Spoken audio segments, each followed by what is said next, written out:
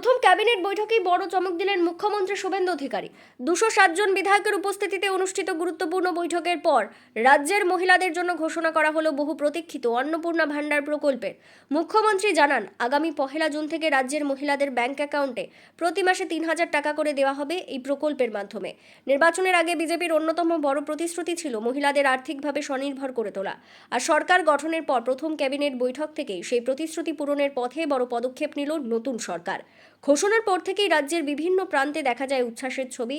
কোথাও মহিলাদের মিষ্টিমুখ, কোথাও ঢাকঢোল বাজিয়ে আনন্দ উদযাপন, আবার কোথাও বিজেপি কর্মী সমর্থকদের বিজয় মিছিল। বহু মহিলার মুখে একটাই কথা, নতুন সরকারের এই সিদ্ধান্ত আমাদের সংসারে বড় স্বস্তি এনে দেবে। রাজনৈতিক মহলের মতে নতুন সরকারের প্রথম বড় সিদ্ধান্তে স্পষ্ট বার্তা দিলেন মুখ্যমন্ত্রী। যা বলা হয়েছিল তা করেই দেখানো হবে। এখন রাজ্যবাসীর নজর কিভাবে মিলবে এই প্রকল্পের সুবিধা। তবে রাজ্যের মহিলাদের জন্য আরও একবার জানিয়ে রাখি, আগামী ক্যাবিনেট বৈঠকের মাধ্যমে সিদ্ধান্ত হবে কিভাবে 1 জুন থেকে রাজ্যে মহিলাদের এই অন্নপূর্ণা ভান্ডার প্রকল্পের সুবিধা দেওয়া যায়। Bureau news, ABN 24/7, Kolkata.